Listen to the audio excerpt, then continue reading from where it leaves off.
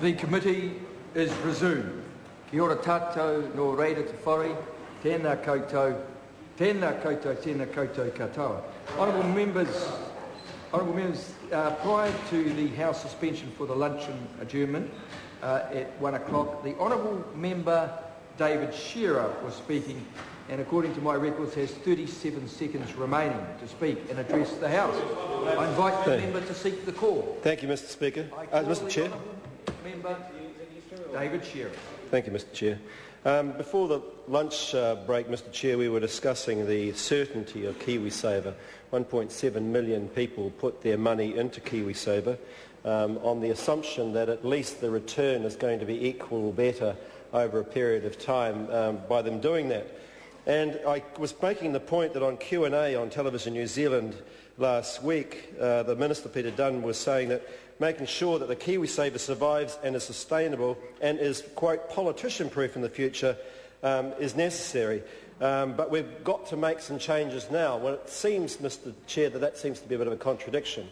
On the one hand, you're saying it's going to make it politician-proof. Mr Chair. I call the honourable member. Thank you, Mr Chair. I just would like to conclude this point, Mr Chair, because I actually do think it cuts to the heart of what we're trying to say in this bill. That in the course of the short history of KiwiSaver, we've gone from a situation where we've had one regime which brought it in. We had then the national government which cut the employer contribution. We've had now that employer contribution brought up slightly, but we've had the rebate slashed by this government. So if that isn't political tinkering and meddling, Mr Speaker, then I'm not quite sure what is. And it really does, I believe, make us think and contemplate what is the future of KiwiSaver. And what confidence should New Zealanders have to put their money into an account, into an investment, into a system of savings when it's going to be meddled with by politicians for political reasons? And so I look at that statement by Mr Dunn on Q&A, and I wonder how he can square. I'd like to hear from him actually on exactly that. How he can square that statement that on the one hand KiwiSaver survives and is sustainable and it is politician-proof, but we're going to have to make some changes now.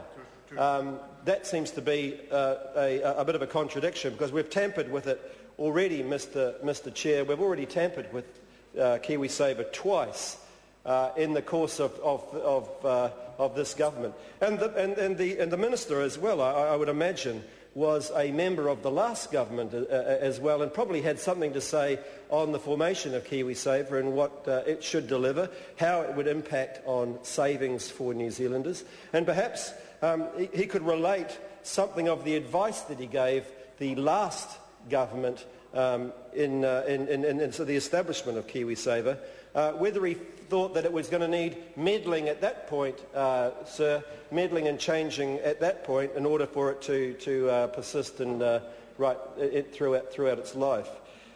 So we are looking at a real problem with retirement and a baby boomer section of the population coming through to a period where they're going to be collecting record amounts of superannuation, where they're going to be impacting on this economy in terms of health and welfare of those people. And KiwiSaver is one way, and other speakers have mentioned others, but one way of ensuring that there is some security in this economy. And for it to be now meddled with, Mr Chair, means that I don't think New Zealanders... I think it will erode their confidence, put it that way, erode the confidence that many New Zealanders have in KiwiSaver into the future.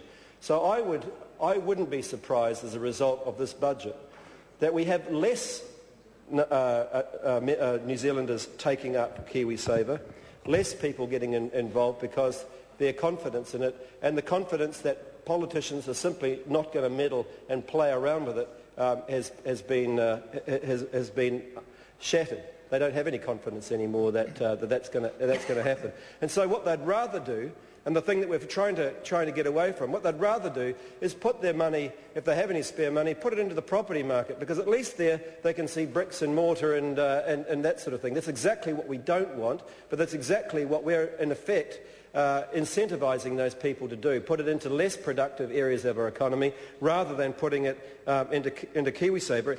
And sir, if we look long term on this trend, and I sincerely hope this doesn't happen. I sincerely hope this doesn't happen, because the projections out, if you can believe it, over the next 20 years, will put about $60 billion worth of savings into our economy that can be used for productive enterprises. And what we're doing for the political expediency of the short term is we're undermining the ability of KiwiSaver to persist and have the confidence of New Zealanders through time. It is so fundamental. It's so fundamental. When I look at my kids, I would like to think that they've got an opportunity to be able to save early and be able to reap the rewards later on, not to have those rewards undermined by political whims of the day. And this, frankly, Mr. Chair, and this bill today is a political whim. It's politicians playing around with our future, and it shouldn't happen. Thank you, Mr. Speaker.